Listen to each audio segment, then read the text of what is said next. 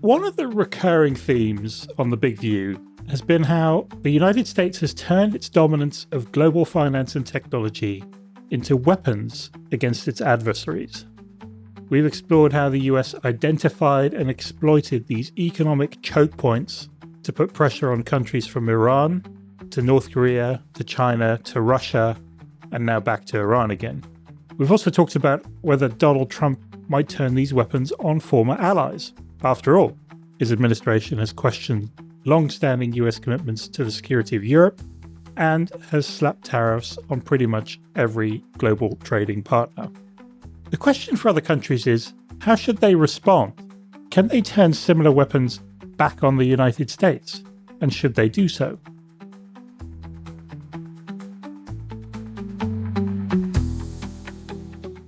This question is particularly pressing for the European Union. For one, the EU is heavily linked to the United States in terms of trade, finance and technology. That makes it very vulnerable if Trump were to threaten, say, financial sanctions, or restrictions on technology, or cut off exports of liquefied natural gas from the US. But the EU has an additional problem, which is that it is comprised of 27 different countries which do not necessarily agree with each other on how to approach this issue. It's true the EU has flexed its geoeconomic muscles in recent years. It imposed sweeping sanctions on Russian oligarchs and froze Russia's central bank reserves after the invasion of Ukraine. More recently, it's imposed restrictions on imports of Chinese electric cars. But confronting the United States represents a whole new challenge.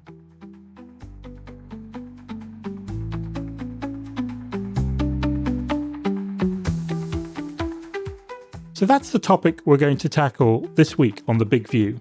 It's what we do at Reuters Breaking Views. We tap our best sources around the world to bring you fresh insights on the biggest questions in economics, business and finance. I'm your host, Peter Thalassen.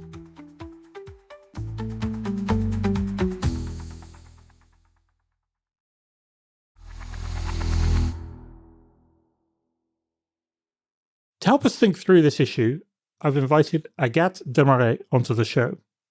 Agathe is a senior policy fellow on geoeconomics at the European Council on Foreign Relations, based in London.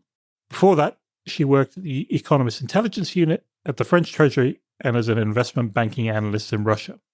She's also the author of a book, Backfire: How Sanctions Reshaped the World Against US Interests. Agathe Demarais, welcome to The Big View. Thank you for having me. Delighted to join you today. So, we're obviously all very focused on Donald Trump's second term and the risk he poses to former allies and trade wars and so forth. But I thought it might be helpful just to start by turning the clock back a bit, because the US has been weaponizing its tech industry and its financial industry against other countries for many years. And I guess I wonder, from your perspective, when did you first start thinking that these weapons might pose a risk to allies in Europe rather than traditional enemies like Iran or other countries? Well, I think that there has been a big turning point in the way that the US has weaponized economic ties. And by economic ties, I would mean finance, trade, technology. There's been a big shift from 9/11, I would say, that from 9/11, such weaponization has really increased. But for allies, actually, concerns around the US using the power, in particular of financial sanctions, in ways that have been detrimental to the economic interests of allies, well, these concerns date back to decades. And this may be a very French perspective, and I think the French have a very particular perspective on the topic. But the concerns around extraterritorial US sanctions have really been acute. They date back really to decades. But I think that at the moment, what is happening is that the EU is undergoing a realization, not only the EU, Europe in particular, well, in general, that, well, they need to beef up their economic security institutions, their game to become a true geoeconomics power, because, you have in close succession, you have, well, the COVID pandemic from 2020. So there is this realization that relying on the single country, China, for critical goods like masks maybe isn't a good idea. Then you have the full-blown invasion of Ukraine, 2022, the weaponization of gas flows by Russia. And then finally, you have the re-election of Donald Trump as US president. So it's sort of a perfect storm. Mm-hmm. There's really this realization at the moment that Europeans need to do more to protect their interests and project more influence globally through economic means. Yeah, so it's been a sort of a growing realization rather than something that all started with yeah, absolutely. With Trump's re-election. Yeah. But so given all of that then, and given the sort of the world that we're now in and that Europe finds itself in, how well prepared would you say Europe is for this world? Not really well, I would say, but I don't think that anyone can be well prepared for this new world.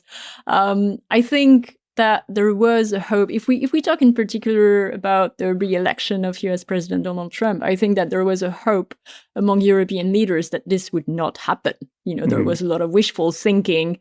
And preparation is very hard to do before you really have a crisis, because preparation costs a lot of money, a lot of, attention. It's very difficult to prepare for something that you hope is not going to be happening anyway. So I think that the re-election of Donald Trump has really been this wake-up call. And since then, Europeans have been grappling with an entire new world where their biggest ally, the US, is having very hostile behaviors towards Europe. And so I think that from the European perspective, the important thing is to have a think about the long-term strategy, more about the strategy and the way to approach this, the method. And I'd love to say a few more words about this than the substance. And at the moment, this question is really on European minds. Yeah, no, we should definitely talk about the method, and I know you have some specific thoughts about that. But maybe just starting a little bit with sort of the ways in which the ways in which people now think about these issues, and obviously we're dealing with everything from the possibility of a threat towards the territory of a European country in Greenland. To tariffs, and then I guess also the sort of the still theoretical possibility that the Trump administration could use some of these weapons it's developed on technology and financial sanctions and stuff, that it could use those against European countries. So I guess I wonder sort of it's happening on many fronts, but have you been in any way sort of surprised by how this has played out so far, and not partly what he has done, but maybe also some of the things he hasn't done? Yes, the one thing that I'm surprised with is that he hasn't targeted EU countries with differentiated tariffs when Liberation Day was announced. Right. What I mean by this is that there was a single rate for all EU members, and I was very surprised about this, because fragmentation among EU member states would probably play out to be in the US interest if the US wants to exert pressure on Europeans to negotiate trade deals. But actually, that leads me to my point. I think that what has been the most surprising thing seen from Europe is that it's very hard to understand what the US objectives are and what the US strategy is. There are debates around this. Is it about provoking a global decoupling from China, which would explain why we have very high tariffs against China, 145%, versus a pause in the so-called reciprocal tariffs that were announced on April 2nd, the Liberation Day tariffs? Is it about a global decoupling from China? Is it about, having bilateral trade deals with key partners to build a secure, reliable trading bloc? Is it about having a currency deal to weaken the US dollar? What does Trump want to do with the US dollar? Is it about defense? Is it about compelling US allies to pay more for the US defense umbrella? We have zero clarity around the objectives. And I think that this is very difficult, because if you don't even know the objectives, it's very hard to respond. Also, if you don't have the US asks in negotiations, and so far the US asks remain very unclear, well, they may be far-fetched, but at least if you know what is on the table and what the demand is, you have something to work with. And so I think that what's really striking to me is that all of this really fuels uncertainty. Nobody has any idea what is coming, what could be cancelled, what could be announced, and it makes it very difficult to prepare, both for private firms and also for governments, of course, around the world. Yeah, I guess, Yes, you're right. I suppose you have to sort of prepare for different scenarios and consider different possibilities, and also sort of adopt a certain stance. But maybe just before we get into that, I'd wonder just if you could talk a bit about how the EU has the sort of EU thinking has evolved in terms of what they've actually the weapons that they themselves have developed and in some cases deployed. Right? I mean, we saw the EU impose sanctions on Russia. We saw that dramatic. I think it was like a Saturday night where the EU was part of the international effort to freeze the Russian central bank reserves in 2022, because most of those reserves were in the EU. I guess I just wonder how would you sort of assess the way the EU has evolved as an economic sort of evolved in terms of using its economic power over that period? Well, I would say that on paper, the EU really has all the markings of global economic power. When you take a look at trade, of course, the EU has a massive asset, leveraging access to its vast, wealthy market of consumers. So that's the first thing. Then the EU also has financial assets, choke points. If we think of SWIFT, of measures to cut off some Russian banks from SWIFT, the global Rolodex connecting all banks. Well, SWIFT is located in Brussels, which actually means that in a US-Russia deal, if Vladimir Putin, the Russian president, wants some Russian banks to be re-SWIFTed, well, there would need to be some cooperation from the EU. And then finally, there's the technological jewels. We can think of ASML, for instance, the maker of semiconductor manufacturing equipment. We can think of Ericsson, SAP. Well, the EU really has these tech choke points. But I would say that until recently, the EU was typically shying away from leveraging these assets to project its interests. I think that 2022, as you mentioned, was a massive turning point. And I would add, actually, that it's not only about the EU joining Western efforts to freeze Russia's central bank assets or immobilize. It was the EU leading. Some EU member states were really at the forefront of this effort, especially since the reserves were located in EU countries or denominated in European currencies. So I think that there was really this massive shift. And there were other shifts, in the energy field, for instance. I think that if anyone 5 years ago had mentioned that the EU would take steps to curb its reliance on Russian energy supplies by 2027, this is the current proposal from the EU Commission, I think people would have thought this idea is bonkers. Someone making that prediction 5 years ago would have sounded completely crazy. So we've really seen this realization, and I think that Trump nowadays is really accelerating the EU's transition towards being a true geoeconomics power. But of course, it takes time. It can't be done overnight. And the EU is a massive beast. It's actually very different from Trump. Trump is fast. He reacts very quickly to anything, whereas the EU is much more of an institutional tank. Essentially, it advances slowly, but certainly surely. I was actually listening to an Australian official saying on the record a few days ago, the good thing when you sign a trade deal with the EU is that, actually they will, honor their commitments. It takes time, it's painful, but they will honor their commitments. Yeah, I mean, which is a good thing, right? I mean, Absolutely. you can talk about the sort of the lack of speed and the lack of nimbleness as maybe a strategic disadvantage, but there must also be some benefits from sort of having that approach, that when you've got everybody around the table and they've all agreed on it, that then that they're going to stick to it. Yeah, absolutely. I think it's essentially the exact opposite to what the US is. And today, I think that the EU is renowned for its expertise. I think at the moment in the US, there is a case to make that maybe on some economic topics, there may not be a lot of expertise in some parts of the US administration. The EU is credible. It's very credible when it says something. And finally, it is predictable. So that may be a good thing or a bad thing, but at least it's predictable. So what you wrote this piece recently with Abraham, your co-author Abraham Newman, about a European security network, and you sort of sketched out some of the sort of areas in which the EU had sort of shortcomings when it come to to taking these kind of steps or introducing these measures. I mean, I guess maybe to start with, what makes you think that the EU does have that these things that we've just talked about, that they are shortcomings?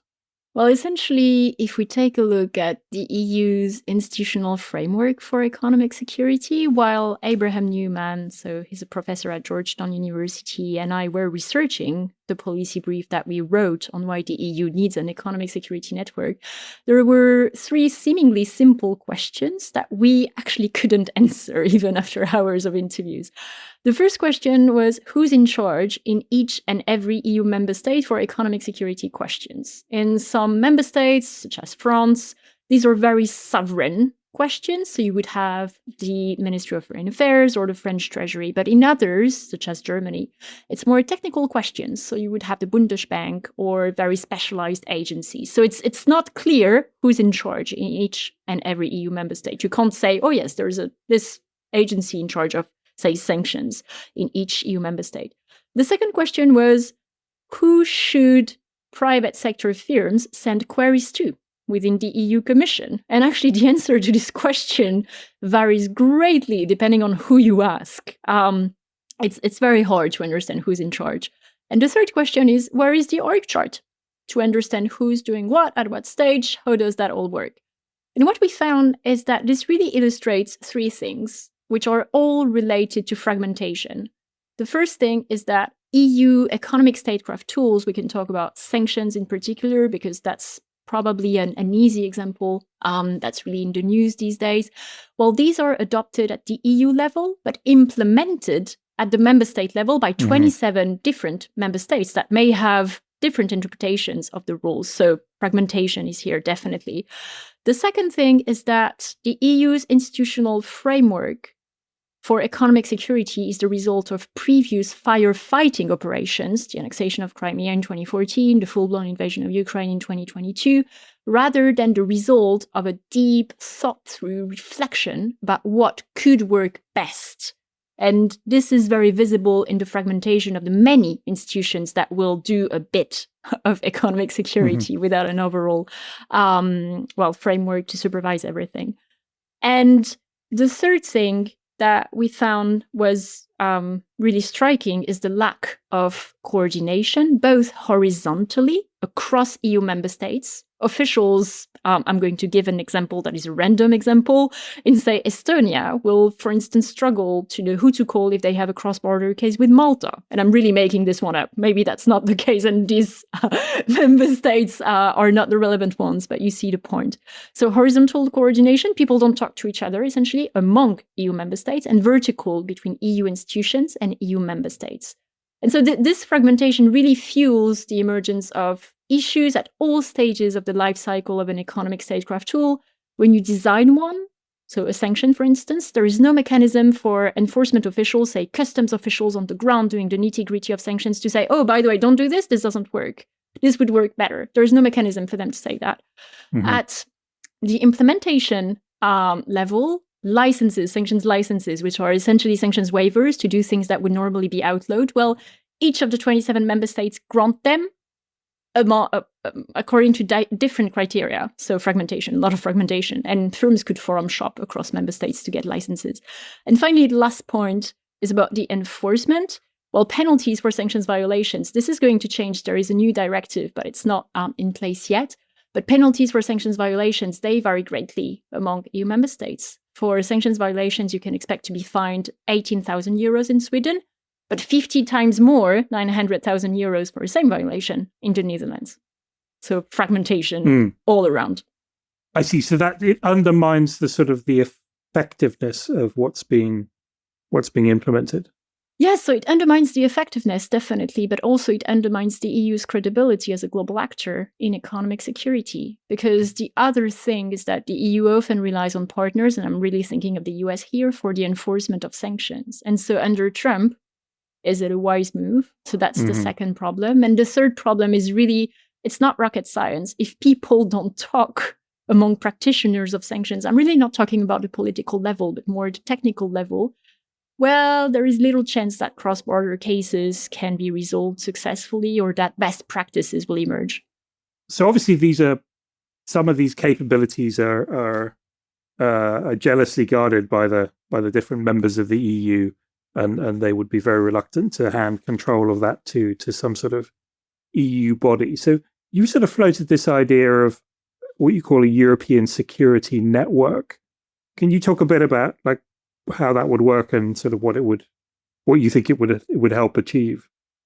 Well, that's a perfect segue because that's the whole point of a network. Member states would probably don't see such a network as something threatening their national prerogative. It's not about robbing member states from what they are currently doing. It's really about giving them the opportunity to share their expertise and talk with other EU member states. So the idea that with the EU Economic Security Network that Abraham Newman and I are putting forward is about having representatives from each of the 27 member states, so one representative from member state around the table and representatives from EU institutions. So not a lot of people, and to get them simply to meet on a regular basis. That sounds really simple, but it is not happening. That's really striking, actually, when you think about it. And the structure would be very streamlined, very simple. A small secretariat, which also means no need for a big budget. Maybe some working groups about the topics of the day, say Syria sanctions lifting, Russia sanctions enforcement. Maybe actually something dedicated to sanctions enforcement. And we think with Abraham that this would have immediate benefits. The first one would, of course, be to clarify immediately who's in charge of what in each of the 27 EU member states. You would have instant clarity if each member state needs to choose who they are sending to Brussels. Then, of course, the opportunity to build ties among economic security officials, informal ties, just so the Estonian official knows who to call in Malta for that cross-border case. Also, seeing best practices emerge. We think that this would be critical. Maybe in some EU countries, say Poland, they do things very well regarding a specific aspect. Well, such best practices would be best shared with others. That would be splendid. There's the question of building a culture around economic security. And then finally, there's the question of international collaboration. We think that at least G7 partners, so the UK, Japan, Canada, and the US, should have a seat at the table for some of the meetings at least to boost this international cooperation, which currently exists only at a bilateral level. But if I think about what we talked about the US, I mean, you're right that sort of all the power or a lot of the power sits with the president, and they can move quite quickly. But it is sort of some of it's in the Treasury, and some of it's in the State Department, and some of it's with Commerce. And I mean, there is a sort of coordination issue there as well. There's no one person in the US you can point to and say, this is the person who is responsible for economic security. Well, I think that in the US, at least for sanctions, you could point to OFAC. And I think that this also points to the fact that OFACs... This is just, maybe just talk a little bit about... Oh, yes, so that's a Treasury agency in charge of financial sanctions. Yeah.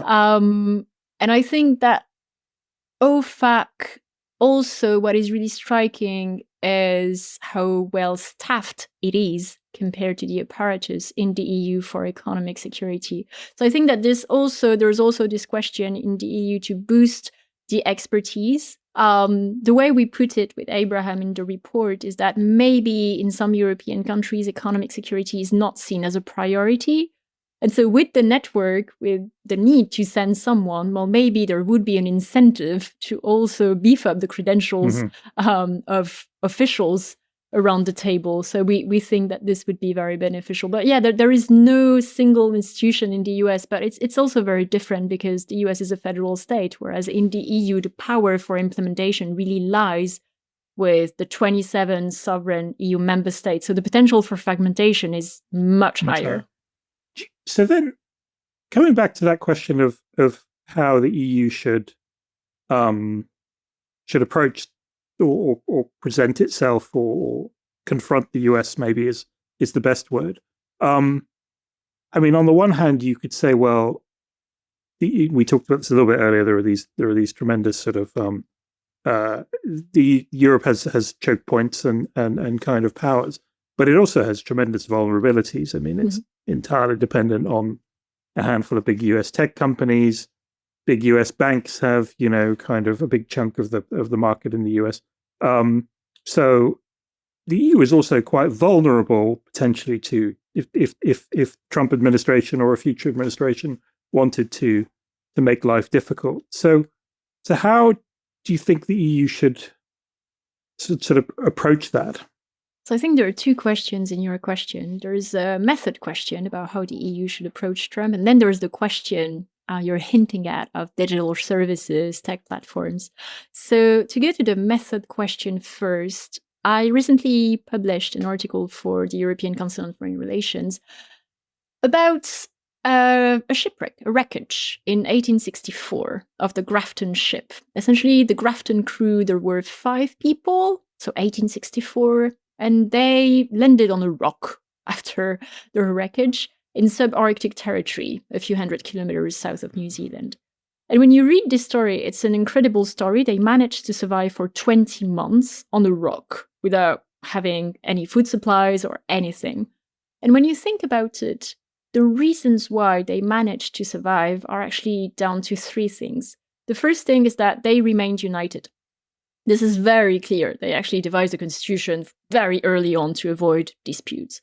And I think that this will be key for Europeans. You know, we've talked a lot about fragmentation today. I think that avoiding EU fragmentation will be key, but it will be very difficult to do because it's the same, you know, with the response to tariffs than it is with sanctions. With sanctions, everybody's very happy, well, maybe except Hungary, to do sanctions.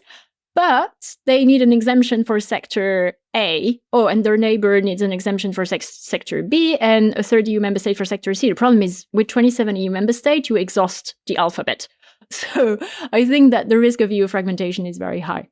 The second thing is that these sailors, the Grafton sailors, they really managed to avoid panicking and taking bad decisions under panic. And I think that a good example of this here for Europeans is I don't think that importing more LNG from the US would be a great idea in the long run, because the US already supplies half of Europe's LNG supplies. And when we look at history, you know, we have a history of, well, not faring very well in the end when we rely on a single supplier for gas supplies. And I wouldn't be that surprised if Trump were to weaponize such flows one day. And the third thing is about thinking of long-term interests. The survivors of the Grafton, they landed on the rock in the summer months, but they immediately built a shelter that actually saved their lives in winter months, many months later. And I think that this will be key for Europeans, you know, to think of their long-term interests no matter what Trump throws at the EU. So we can think of deepening the single market. We can think of boosting innovation financing, because Trump may have a point when he says that it's very hard to build tech startups in Europe, or inking free trade agreements with other partners. I think there is a variety of things that Europeans needed to do even if Trump hadn't been elected, and Trump is giving them a new impetus here. And I'll stop here and we can discuss the digital platforms afterwards. Yeah, well, I want to talk about the digital platforms, but maybe before we do that, or maybe this is sort of somewhat related. I mean, the EU has given itself some tools, right? And so, and one of the tools it's given itself is this very ominously named anti-coercion instrument,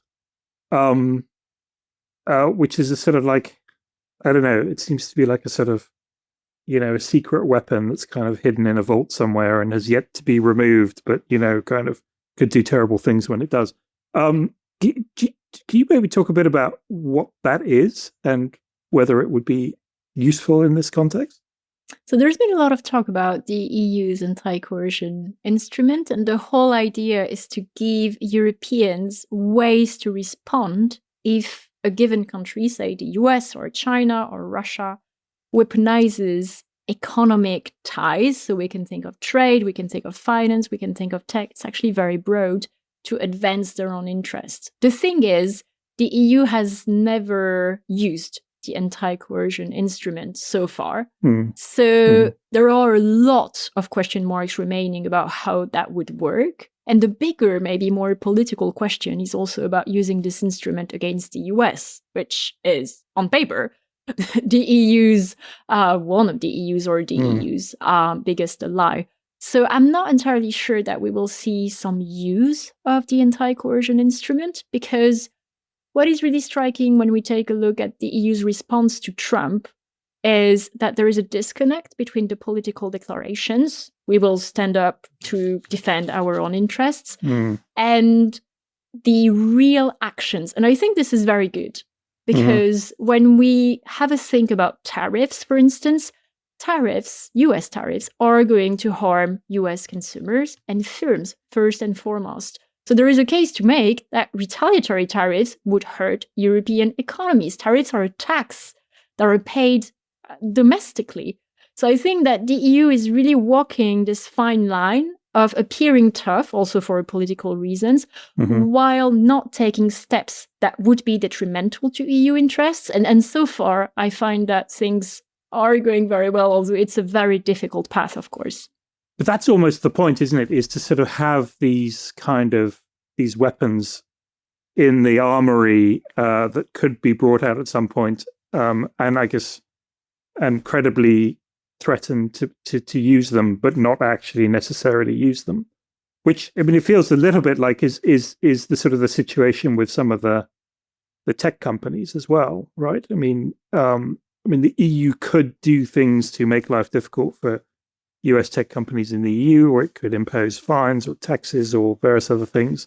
But actually doing that might be less effective than sort of the threat of doing it. Yes, I think that once you start doing that, the issue is you never know when and where it stops. Because I am not entirely convinced that Trump is a fully rational actor. And I think he's extremely unpredictable. So you can make threats. You can also say that US digital platforms wouldn't be able to access the EU market. And of course, that would be a big threat for them. But then the question is about the law of unintended consequences and the potential ripple effects. It goes back to the point that you made a few minutes ago. Trump is linking everything. You know, it is very difficult because usually in diplomacy, you deal with one topic at a time. So it can be the access of US digital platforms to the EU market or US tariffs.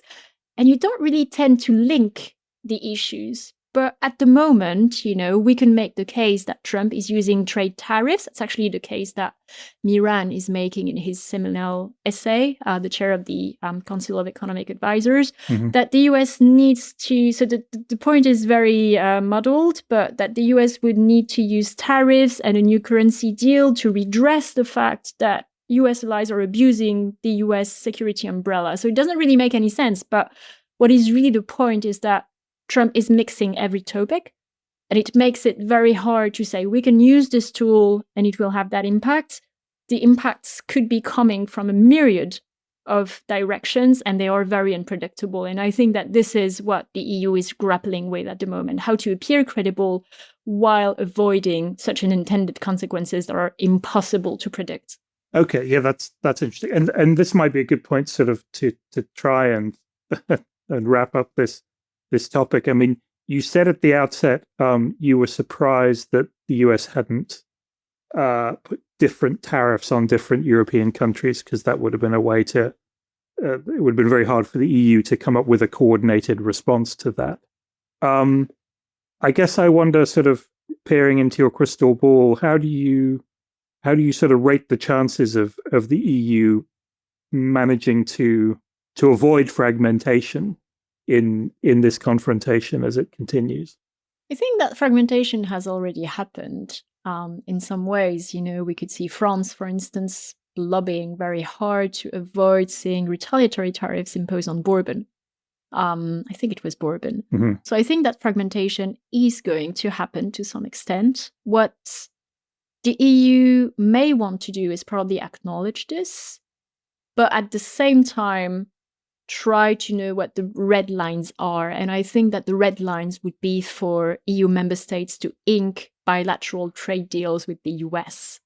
And I think that there was a lot of concern when the Italian head of state, Giorgia Meloni, went to Washington, because there was a lot of concern that this could be a first step towards some EU member states trying to have exemptions from US tariffs or ink bilateral trade deals. And I think that this would really be something that the EU wants to avoid. And when you think about it, actually, both of us are based in London. This reminds me of Brexit negotiations. I think that it was really the fear among EU officials that the UK would try to divide EU member states with bilateral deals with each and every EU member state. So actually there is an optimistic note, because I don't think that the UK succeeded in doing that. And the EU managed to remain very united in Brexit negotiations. Actually, I think a lot about Brexit these days, because we talk a lot about Trump inking trade deals. So it's like deal or no deal all over again. We're reliving this, those of us who live in the UK. Yes, no, there are some unfortunate flashbacks, which is maybe a conversation for another time. Or maybe we'll just try not to talk about it at all. Let's not talk about it. Let's not talk about it. Okay. Look, we got enough to worry about. I guess this was really great. Thank you very much for taking the time to chat, and I'm sure to be continued at some point as we see what happens. Thank you so much for having me. It was a pleasure to chat. Thank you.